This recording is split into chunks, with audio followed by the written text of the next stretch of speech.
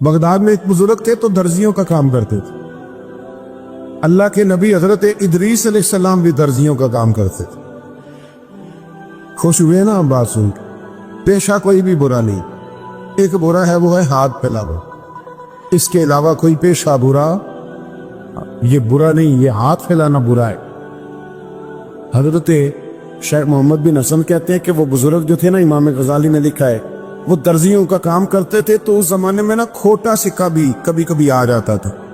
کھوٹا سکہ پرانے لوگوں کو تو پتہ ہوگا, چلو نوجوانوں کو بتا دیتا ہوں. چاندی کے سکے ہوتے تھے تو اوپر سے جب وہ گھس جاتا تھا نا نمبر, تو اس کو کہتے تھے اب کھوٹا ہو گیا. کیوں جی بزرگوں ایسے ہی ہے, وہ گھس جاتا تھا تو کہتے تھے سکہ, وہ چلتا نہیں تھا کہیں بھی. تو وہ بابا جی کی دکان مشہور ہو گئی تھی کہ وہاں کھوٹے سکے بھی چل جاتے, لوگ دے آتے تھے کھوٹے سکے. بہت سارے لوگ دے دیتے, بابا جی چپ کر کے قبول کر لیتے. مشہور ہو گیا, جو بھی جاتا کھوٹے سکے دے آتا, بابا جی قبول کر لیتے. پھر شام کو نا گھوڑے پہ بیٹھ کے جاتے اور دریا میں بہا. ایک دن کچھ بندے کھوٹے سکے لے کے آ گئے تو بابا جی ابھی مصلے پہ تھے, نماز پڑھ رہے تھے. تو بیٹے نے کپڑے دیے تو کھوٹے سکے وصول کی. تو وہ کھوٹے سکے دینے والا شخص کھوٹے سکے دے رہا تھا, تو وہ بچہ کہنے لگا تم نے بڑی عرصہ بیوقوف بنایا میرے ابا کو, کھوٹے سکے دے لے جاؤ. کہنے لگا تمہیں واقعی نہیں پتا چلتا کھوٹے ہیں؟ کہا ابا جی کا نہیں مجھے پتا, پر مجھے تو پتا ہے نا. اور میرا ابا شام کو کھول کے دیکھتا ہے تو پھر جو کھوٹے کھوٹے ہوتے ہیں انہیں دریا میں بہا کے آتا ہے, لے جاؤ اپنے. اتنی دیر میں بزرگ نماز سے فارغ ہوئے, کہنے لگے نہیں نہیں بیٹے رکھ لے, کھوٹے رکھ لے. سننا بات. کہا جناب کیوں؟ فرمانے لگے میں کھوٹے اس لیے رکھ لیتا ہوں کہ لوگوں نے پیسوں میں ملا کے دوسروں کو بھی تو دینے ہیں نا, تو میں چاہتا ہوں چلو باقی لوگ نقصان سے بچ جائیں, ہمارا تو گزارا ہو ہی رہا ہے, باقی لوگ نقصان سے بچ جائیں. اور فرمایا پھر میں شام کو جا کے دریا میں ڈال کے آتا ہوں کہ کہیں میری اولاد بھی ان کو آگے نہ چلا دے. میں چاہتا ہوں کہ اور لوگ اس کام سے بچ جائے. درویش کہتے ہیں کہ جب اس بابے کا آخری وقت آیا نا, تو جو اس نے جملہ کہا میرا کلیجہ پھٹ گیا. آخری وقت جو اس نے دعا مانگی تو فرماتے ہیں میرے اندر وجد اور کیف کی صورت پیدا ہو گئی.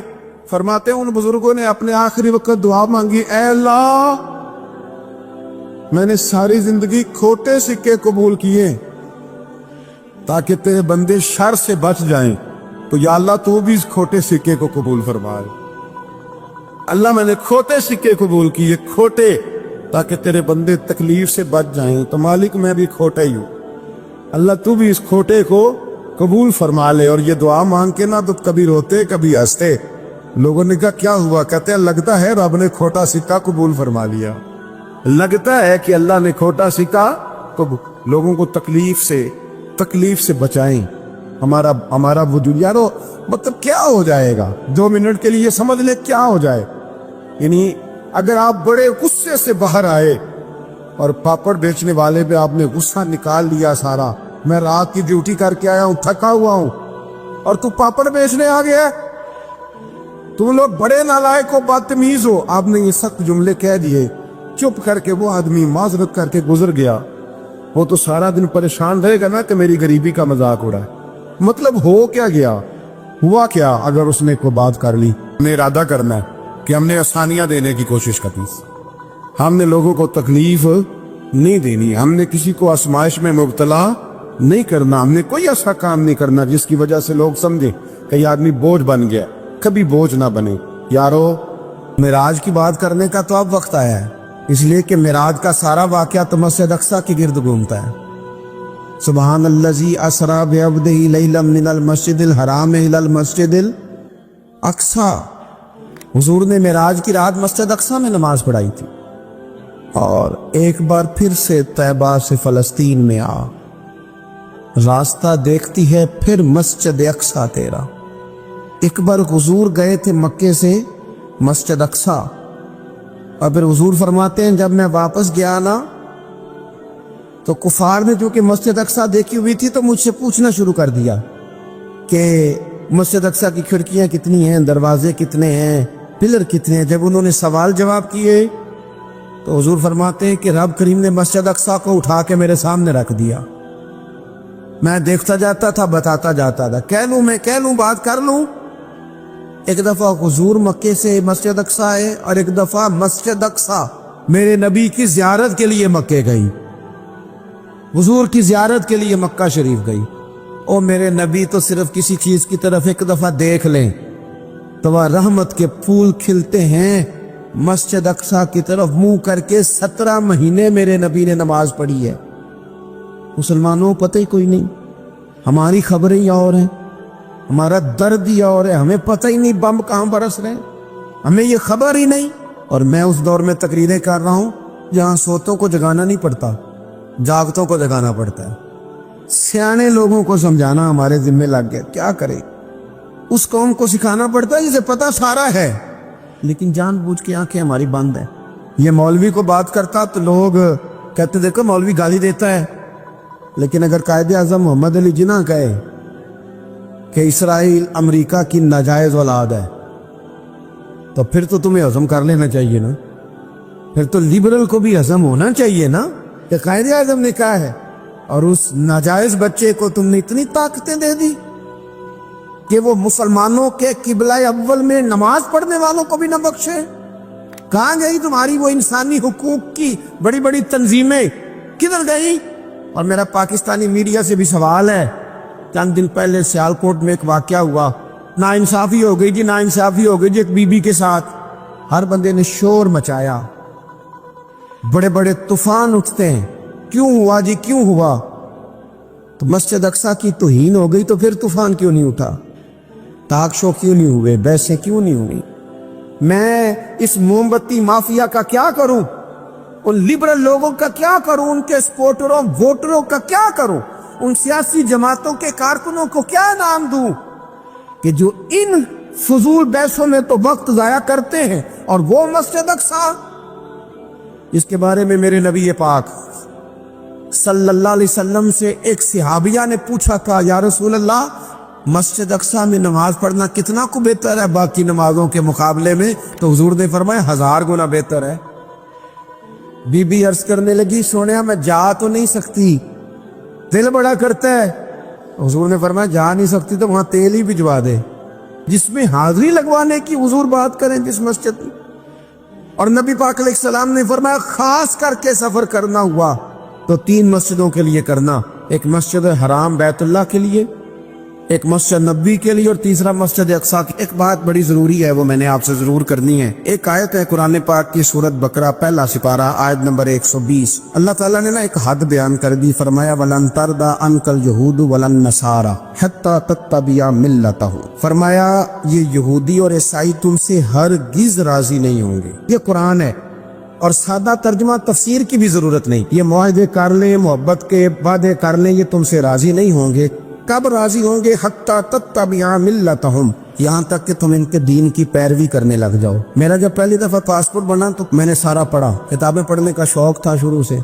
اس کے ہر صفحے پہ لکھا ہے کہ سوائے اسرائیل کے، یعنی آپ پوری دنیا میں یہ سبز ہلالی پاسپورٹ لے کے جا سکتے ہیں، خبردار اسرائیل آپ یہ پاسپورٹ لے کے نہیں جا سکتے۔ یعنی اتنی نفرت کسی ملک سے کہ اس پر لکھ کے چھاپ دیا ہر صفحے پر کہ یہ پاسپورٹ سوائے اسرائیل کے ہر ملک کے لیے کارآمد ہے۔ میرا سوال ہے عرب کے ان لیڈروں سے جنہوں نے اسرائیل کے ساتھ معاہدہ کیا، مجھے بتاؤ تمہیں فلسطین کی بیٹیاں بھول گئی نا ساری کی ساری؟ تمہیں وہ ماں بھول گئی نا جو مسجد اقصی کے دروازے پہ کھڑی ہو کے چیخیں مارتی تھی اور کہتی تھی کوئی علی کو خبر کرو کہ میری بچیاں قید میں ہیں؟ اور بھول گئی؟ تمہیں وہ بہن بھول گئی نا جس پر شراب کی بوتل انڈیڑتے تھے اسرائیل کے فوجی؟ وہ آپ کو ابھی بھی ویڈیو مل جائے گی، وہ انڈیلتے تھے شراب کی بوتلوں سے، پکڑتے تھے، دست درازی کرتے تھے، اور وہ بیٹی کہتی تھی یا رحمت للعالم۔ بھول گیا تمہیں وہ سارا کچھ؟ تم نے 1 منٹ لگایا اور تم معاہدہ کس سے کروا رہے ہو؟ امریکہ کے صدر سے؟ اتنا ظلم کیا تم نے، اتنا قاتل کے ساتھ معاہدہ؟ کیا سمجھتے ہو فلسطین والوں کا کوئی والی وارث نہیں؟ سنو، میرے رسول کریم صلی اللہ علیہ وسلم نے فرمایا میرا کوئی مالدار امتی دنیا سے چلا جائے، پیسے جائیدادیں چھوڑ کے جائے تو اس کی اولاد میں بانٹ دینا، لیکن اگر اس کے ذمہ قرضہ ہو تو میرے پاس آ جانا، میں اپنے امتی کا قرض ادا کروں گا۔ جس کا کوئی وارث نہیں ہوتا، مدینے والا اس کا وارث ہوتا ہے، میں قرض دوں گا اپنے امتی کا۔ کیا سمجھتے ہو فلسطینی لاوارث ہے؟ صبح قیامت نبی پاک تم سے سوال کریں گے، تمہیں اللہ کے حضور حاضری دینی ہے۔ کیوں نہیں صلح کرتا اسرائیل فلسطین کے ساتھ؟ لبنان کے ساتھ دوستی کیوں نہیں کرتا؟ شام سارا کٹ گیا اسرائیل کی وجہ سے۔ رات تمہیں خیال آیا ان کے ساتھ معاہدہ کرنے کا؟ ہمیں سبق پڑھاتے ہو خدا سے ڈرو۔ اور پھر اقبال کہتے ہیں مسلمانوں سے مایوس نہ ہونا، حکمرانوں سے زیادہ امیدیں بھی نہ لگانا۔ وہ جو چھوٹے چھوٹے لوگ نکلے تھے نا صحرا سے، بظاہر غریب تھے، بظاہر ان کے پاس مال نہیں تھا، وہ خالد بن ولید جیسے، وہ سعد بن ابی وقاص جیسے، بظاہر ان کے پاس زیادہ اسلحہ نہیں تھا۔ اقبال کہنے لگے مایوس نہ ہونا، یہ نہیں کہنا بن کچھ نہیں سکتا۔ فرمانے لگے رات میں نے سنا ہے فرشتے آپس میں باتیں کر رہے۔ واہ اقبال، تیرا بھی انداز کتنا نرالا ہے۔ کہنے لگے رات فرشتے آپس میں باتیں کر رہے تھے، میں نے سن لی ہیں۔ بھلا وہ کیا کہہ رہے تھے؟ یہ سارے لوگ نا خالد بن ولید، سعد بن ابی وقاص، یہ صحرا کے رہنے والے، اور اس وقت کی سب سے سپر پاور روما کہلاتی، الٹ پلٹ کے رکھ دی ساری رومی سلطنت۔ تو اقبال کہنے لگے رات فرشتے آپس میں باتیں کر رہے تھے کہ سنا ہے پاکستان کے، ہندوستان کے مسلمان جوان مایوس ہو گئے۔ کہنے لگا نہ مایوس ہونا، نکل کے صحرا سے، جس نے روما کی سلطنت کو الٹ دیا تھا، نکل کے صحرا سے۔ گرمی دیکھو اس شعر کی، ولولہ دیکھو اس مرد کا جو مصور پاکستان ہے، نکل کے صحرا سے جس نے روما کی سلطنت کو الٹ دیا تھا، سنا ہے میں نے یہ قدسیوں سے، وہ شعر پھر ہوشیار ہوگا۔ وہ کل باتیں کر رہے تھے کہ بہت سارے ان میں سے پھر جاگ گئے اور بڑی جلدی وہ بلاک بنائیں گے۔ سنا ہے میں نے یہ قدسیوں سے کہ وہ شعر پھر ہوشیار ہوگا، وہ آئے گا میدان میں، نکلے گا۔ لوگ بیچارے عقیدتوں اور محبتوں کا خراج دیتے رہیں گے، لیکن وہ حصل ما فی الصدور، جب قیامت میں پردہ کھلے گا، وہ قیامت میں پردہ کھلے گا۔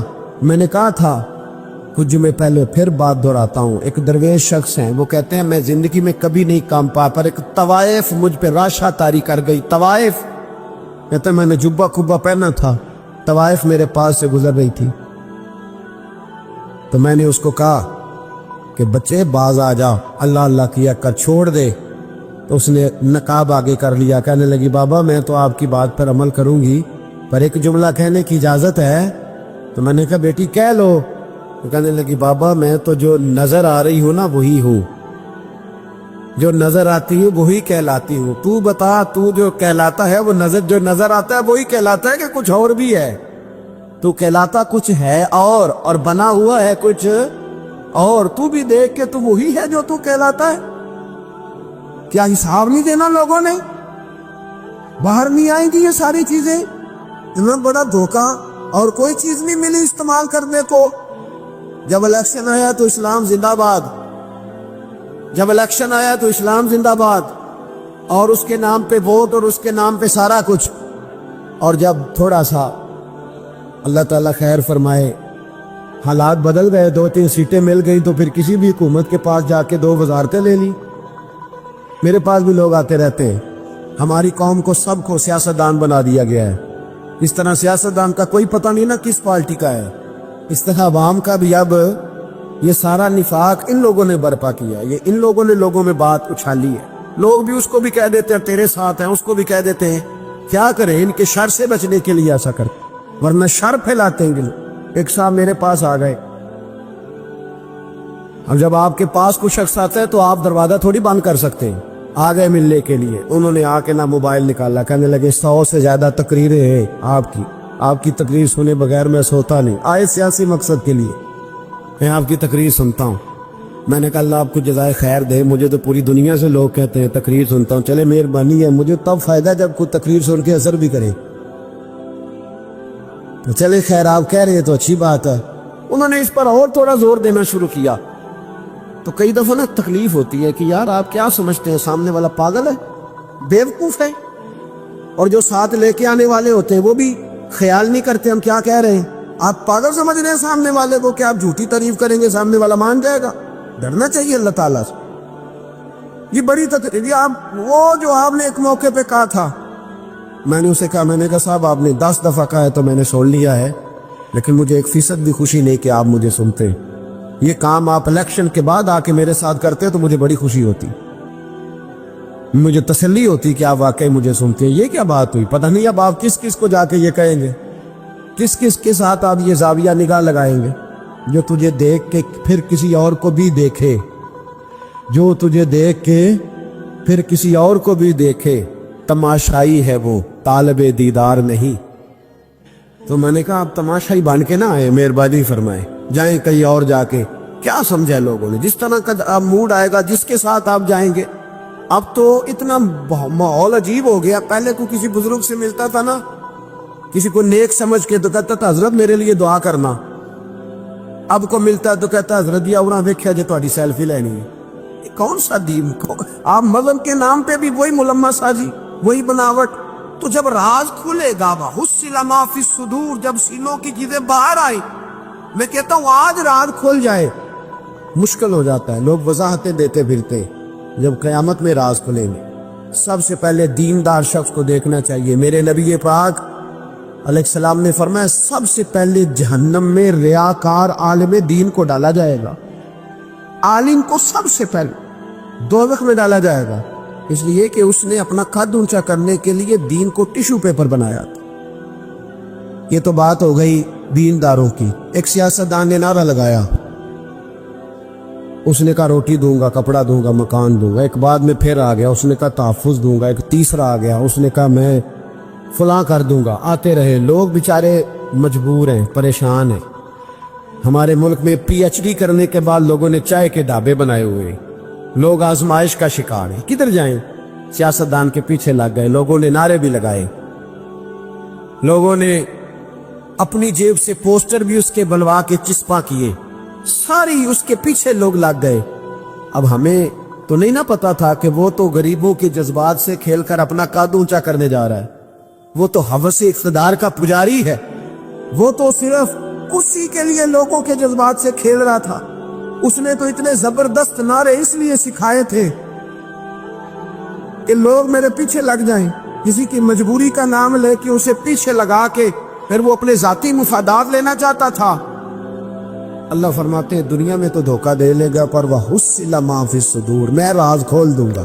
ایک حدیث سنانے لگا جو آپ نے رٹ کے یاد کرنی ہے، کر لیں گے انشاءاللہ؟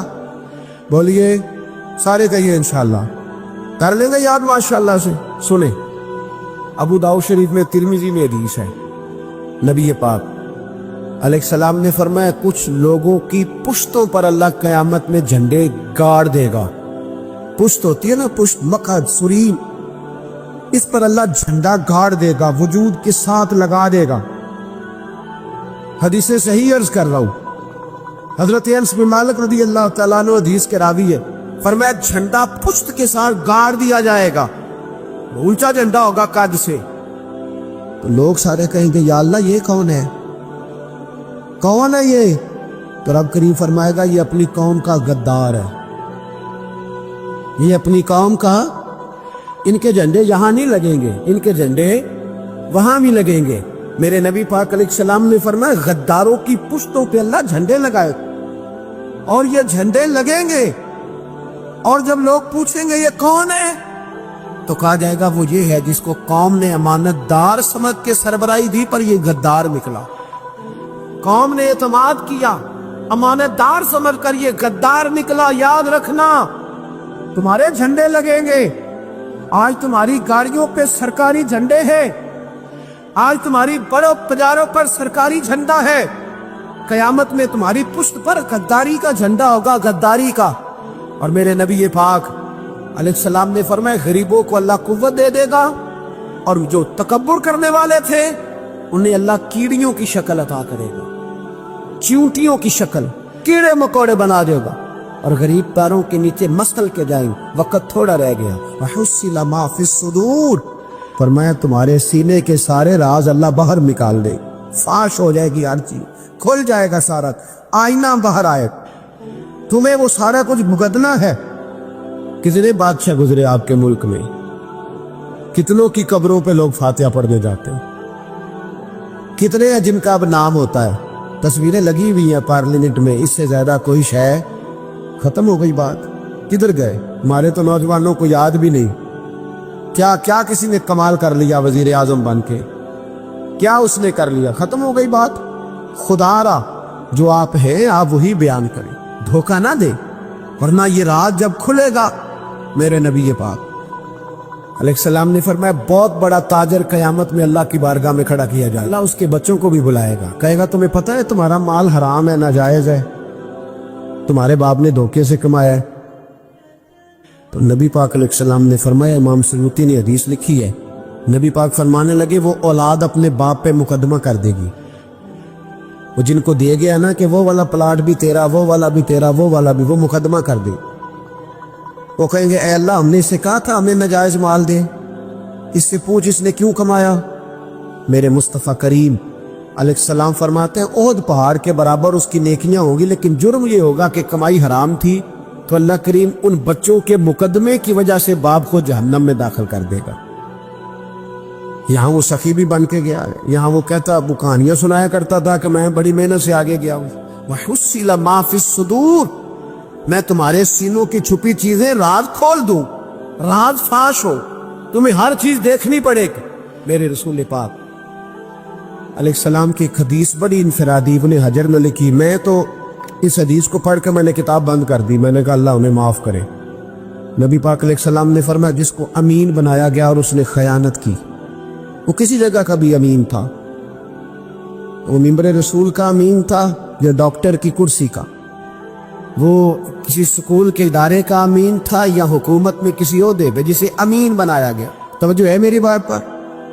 جسے امین بنایا گیا اس نے خیانت کی، تو اس نے جس چیز کی خیانت کی ہوگی وہ چیز قیامت کے دن اس کی گردن کے ساتھ لٹکی ہوئی ہوگی، گردن کے ساتھ. محبوب فرمانے لگے ایک شخص آئے گا اس کی گردن پر اونٹ بیٹھا ہوگا، اور حدیث کے لفظ یہ ہے حضور فرماتے ہیں مجھ سے فریاد کرے گا کہ یا رسول اللہ میری مدد کرے، تو میں اسے کہوں گا میں نے تجھے سمجھایا نہیں تھا، اب تیرے بارے میں اللہ فیصلہ کرے گا. پھر ایک اور شخص آئے گا تو اس کی گردن کے ساتھ، اس نے چونکہ گھوڑے چرائے تھے تو اس کی گردن کے ساتھ گھوڑے لٹکے ہوئے ہوں گے، گھوڑے. اللہ اکبر. تو وہ فریاد کرے گا حضور میری مدد کرے.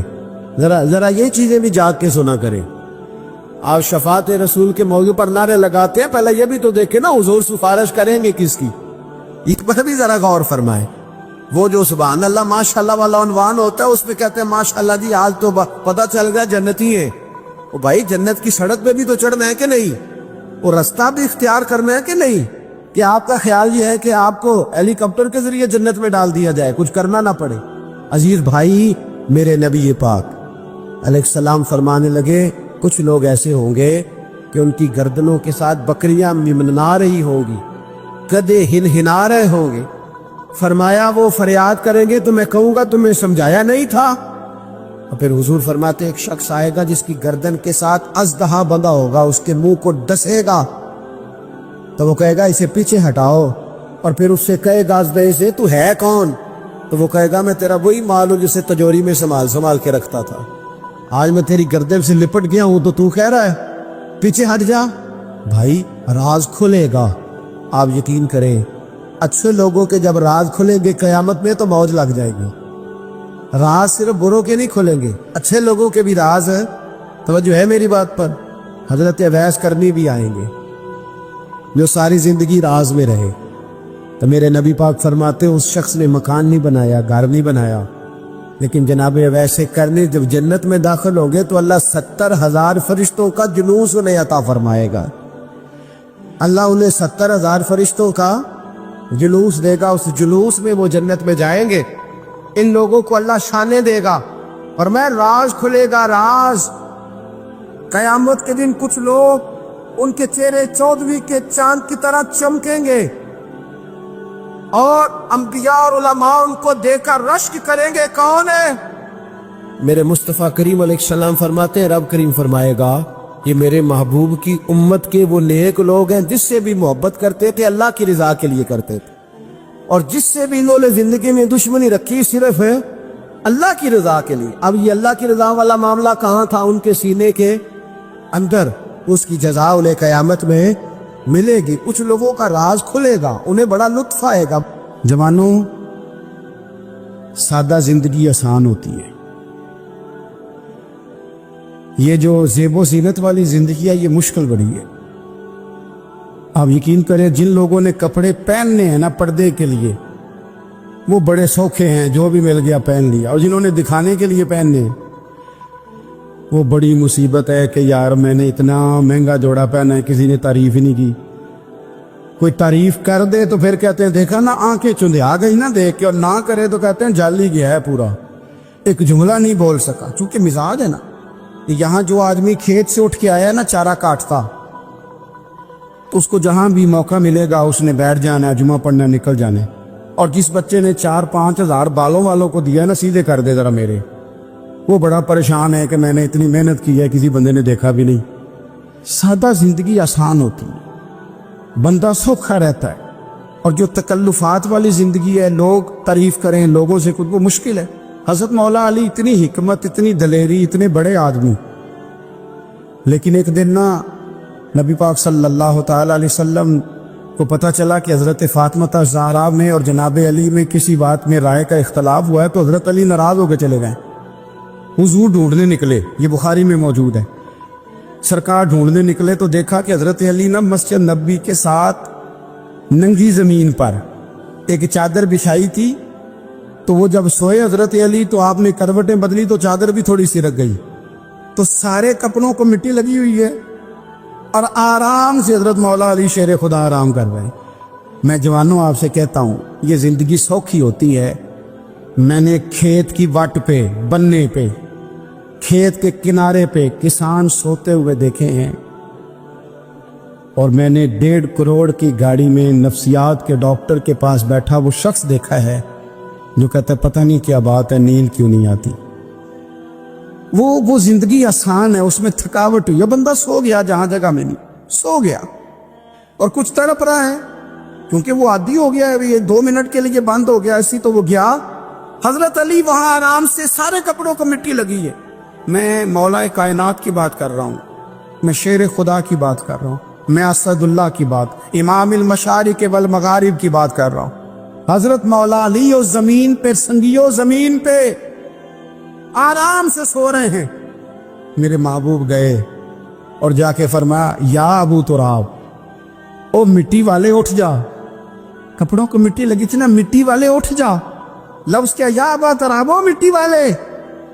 حضرت علی کو ساری حیات ظاہرہ جس نے بھی ابو تراب کہا، جناب علی بڑے ہی راضی ہوئے، خوش ہوتے تھے، فرماتے تھے یہ مجھے کہو، یہ میرے نبی نے مجھے کہا ہے. اور مٹی والے اٹھ جا. آپ کی زندگی کی جو سادگی ہے، میں آپ سے عرض کروں، ہمارے تکلفات ہمارے اپنوں کو بڑا پریشان کرتے. ایک دماغ وہ ہوتا ہے جو جہاں بٹھاؤ بیٹھ گیا، تو بوڑھا سسر بھی سکون میں ہے، سانس بھی آرام.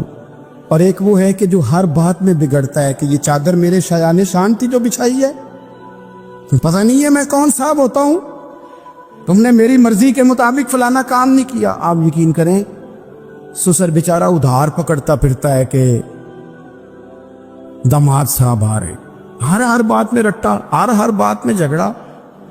میرے پاس سنگی دور دراز سے آتے ہیں تو میں دیکھتا ہوں کہ اپنا لہجہ ہے، تو کچھ لوگ اتنے میٹھے، اتنے پیار والے آتے ہیں کہ یوں محسوس ہوتا ہے کہ جیسے ان کے لیے آپ کو کوئی تکلف کرنے کی ضرورت نہیں. اور کچھ ایسے ہیں کہ آپ کو سرانے کھڑے ہونا پڑتا ہے کہ جناب کی چائے جلدی لے آئیں. مزاج نازنی پہ بات چیزیں گراں گزرتی. تو بھائی جب آپ سادہ اور آسان ہو جاتے ہیں تو آپ دوسروں کے لیے بھی دشواری کم پیدا کرتے ہیں. حضرت علی شیر خدا کہتے ہیں بھوک لگ گئی تھی،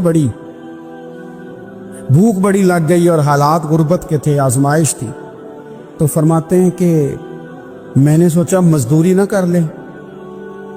ہم کیا کرتے ہیں، جو زیادہ غریب ہے وہ مانگ لیتا ہے، جو درمیانے طبقہ ہے کا وہ ادھار لے لیتا ہے. حضرت مولا علی نے کیا فرمایا مزدوری نہ کر لیں، چونکہ حالات کچھ اور تھے. حضرت مولا کائنات شیر خدا کرم اللہ تعالی وجہ الکریم فرماتے ہیں، یہ سادگی دیکھیں. آپ فرماتے ہیں میں مزدوری ڈھونڈنے نکلا.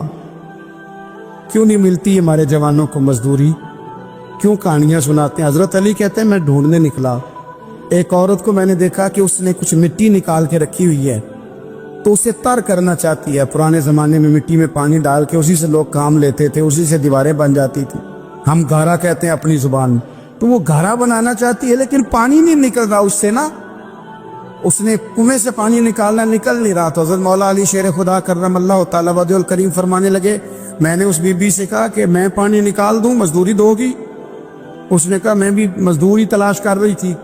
ایک پانی کا ڈول آپ نکالیں گے اور مٹی پہ ڈالیں گے تو ایک کھجور دوں گی. حضرت علی فرماتے ہیں گرمی بڑی سخت تھی، میں نے 16 ڈول پانی کے نکالے.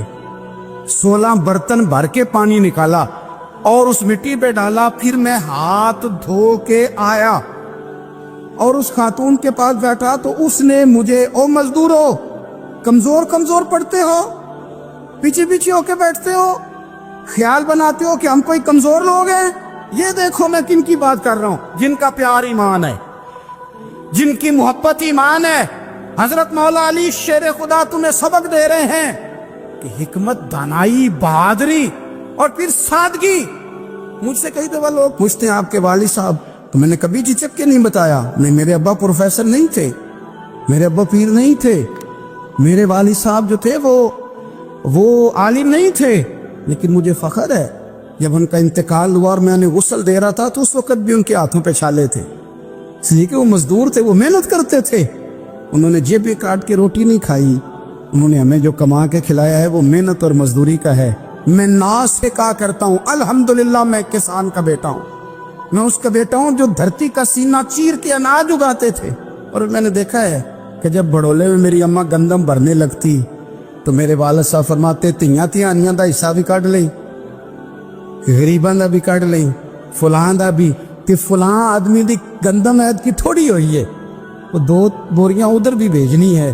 तो वो जो गरीबी की सखावत थी और वो जो सादगी की सखावत थी, उसके अंदर जो रानाई थी और उसके अंदर जो जज्बा और शौक था, मजदूर का बेटा पीछे पीछे जाता है और वो घबरा के जिंदगी गुजारता है। तुम्हें तो सार उठा के जीना चाहिए, इसलिए कि हजरत मौला अली शेर खुदा कहते हैं, मैं मजदूरी करके खजूरें कमा के लाया, और ला के ना तो मैंने अकेले नहीं खाई वो, क्योंकि कहत का दौर था, हालात और थे। फरमाते ला के हुजूर को पेश की। मैंने कहा हुजूर ये खजूरें हैं। तो करीम ने पूछा कहाँ से आई हैं? मैंने अर्ज की हुजूर भूख बड़ी लग रही थी तो मजदूरी के लिए निकला, तो एक औरत ने अपने मिट्टी को पानी लगाना था तो मैंने मेहनत करके ये 16 खजूरें खाई हैं। तो कहते हैं हुजूर जमीन पे बैठे थे, मुझे भी साथ बिठा लिया, खजूरें हमने वहां रख ली, बड़े शौक से मीठी मीठी बातें भी होने लगी। ये तो जो लोग रोज खाते हैं ना गोश्त, वो तो नखरे करते हैं, कहते हैं वो जनाब ये चीज मुझे हजम नहीं होती, कोलेस्ट्रॉल है फलान, पीछे ले जाओ पीछे। लेकिन कभी आप दोपहर को मजदूर को रोटी खाते देखें, और जिस तरह हाथ धोता है और पोने को अचार लग जाता है सारा जो वो बांध के लाया होता है, और लेकिन जब वो खा के खाना अचार के साथ आसमान की तरफ देखता है, लफ्जों में नहीं, क्योंकि लफ्ज तासीर से बनते हैं, तलफ्फुज से नहीं। अहले दिल आज भी हैं अहले जुबान से आगे। वो जो लहजे से रब का शुक्र अदा करता है तो उसकी आंखों की रोशनी बताती है कि जो इसने खाया है इसने रब का शुक्र भी सही करके अदा किया है। फिर उठ के काम। तो हजरत मौला अली शेर खुदा कहते हुजूर ने मुझे वहीं बिठा लिया और रगबत से खजूरें खाने लगे। ऐसा कोई महबूब कहीं होगा न कहीं है, देखो बैठा है चटाई पे मगर अर्श नशी है, और मिलता नहीं कौनैन को क्या क्या तेरे दर से एक लफ्ज नहीं है जो तेरे लब पे नहीं है। अपनी जिंदगी में ये 3 बातें अपनाएं। एक तो हिकमत के साथ, तानाई मिजाज जारहाना ना बनाएं। जारहाना मिजाज से कुछ बेवकूफ़ों को तो मुतासर किया जा सकता है, फहम फिरासत वाले लोगों को मुतासर नहीं किया जा सकता। जारहाना मिजाज में हिकमत वाला, दानाई वाला, मामला फहमी वाला मिजाज बना। और दूसरा, कमजोर नहीं पड़े जिंदगी में, अपने आप को खुद हौसला दें। अपने आप हौसले में होंगे तो आपके इर्द गिर्द लोग तसल्ली में हों। आप अपने मिजाज में दलेरी लाएं। और तीसरी बात, जिंदगी को सादा करें। ये सादा होगी आपके लिए, आपके घर वालों के लिए, सबके लिए आसानी हो। जो आदमी घर जाता है और मुसीबत खड़ी कर देता है ना, मैं आ गया हूं, तो उसके घर वाले बड़े परेशान हैं। उसके बच्चे ये दुआ नहीं करते अब्बा जी घर आए, बल्कि ये दुआ करते हैं कि ये आए हैं तो अल्लाह जाने कब जाएंगे। हुजूर को मक्का भी बड़ा ही प्यारा, इस शहर से भी रसूल कायनात को बड़ी ही मोहब्बत। लेकिन पता है मुसलमानों को मदीने से इतना प्यार क्यों है? ये मोहब्बत जाती नहीं, ये भी खुदाई है। ये ना अल्लाह की दी हुई, मालिक की अता है। हुजूर ने दुआ फरमाई मदीने की मोहब्बत के लिए। नबी पाक ने, जो हमारे सीने मचलते हैं, दिल तड़पते, हमारी औलादें रोती हैं, हम सब कुछ कुर्बान करके भी उस शहर नूर में जाना चाहते, तो ये खुदाई फैसला है, अल्लाह की पैदा की हुई मोहब्बत है। حضرت سیدہ عائشہ صدیقہ رضی اللہ تعالیٰ عنہ فرماتی ہیں، بخاری مسلم میں موجود ہے، فرماتی ہیں جب رسول پاک صلی اللہ علیہ وسلم مدینہ تشریف لائے تو حضرت ابو بکر صدیق رضی اللہ تعالیٰ عنہ اور حضرت بلال حبشی رضی اللہ تعالیٰ عنہ کو نا بخار ہو گیا. تو فرماتی ہیں چونکہ دونوں کو بخار تھا تو ایک روایت میں تو یوں بھی ہے کہ حضرت بلال نا مکے کے فراق میں شعر بھی پڑھتے تھے. انسان اپنے علاقے سے پیار کرتا ہے نا تو مکہ مکرمہ کے فراق میں جدائی میں اشعار بھی کہتے تھے. حضرت عائشہ صدیقہ رضی اللہ تعالیٰ عنہ کہتی ہیں ان دونوں کا بخار کا حال مجھے معلوم ہوا تو میں حضور کی بارگاہ میں گئی. میں نے عرض کی یا رسول اللہ صلی اللہ تعالیٰ علیہ وسلم، جناب صدیق اکبر کو بھی بخار ہے، سیدنا بلال حبشی کو بھی. میرے دوستو چاہیے تو یہ نا کہ بیماری کی اطلاع ملے تو شفا کی دعا ہو، پر کریم محبوب دلوں کے حال جانتے ہیں نا. حضور نے کیا دعا فرمائی، کہا اے اللہ جس طرح ہمیں مکے سے محبت تھی نا اسی طرح ہمیں مدینے کی محبت دے دے، بلکہ ہمارے دلوں میں مدینے کی محبت مکے سے بھی زیادہ فرما دے. یہ دعا حضور نے مانگی تو مومنوں کے دلوں میں پیار ہے مدینے کا، یہ نبی پاک نے مانگا اللہ سے. دلوں میں پیار ہے، دل کھچے چلے جاتے ہیں جنہوں ویک کے ٹھر دیاں اکھیاں نے، جنہوں ویک کے ٹھر دا سینہ ہے. ربا تیری ساری خدائی ہے پر ایک کی تے شہر مدینہ ہے. ربا تیری ساری خدائی چ ایک کی تے شہر مدینہ ہے. تیری ساری خدائی چ ایک کی تے شہر جنہوں ویک کے ٹھر دیاں اکھیاں نے، جنہوں ویک کے ٹھر دا سینہ ہے.